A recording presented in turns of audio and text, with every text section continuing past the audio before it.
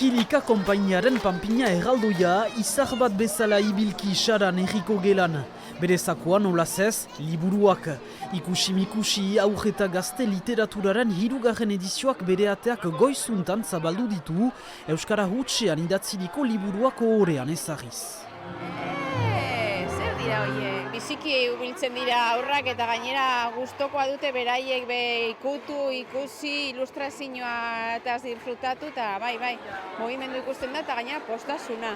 Lehen egunaren kari Euskal Herri osoko 33 ikastetxe gomitatu dituzte 1400 haur jorotara, bakotsari 15 euroko bono bat eskainia izan zaio nahi duen liburua eros dezan.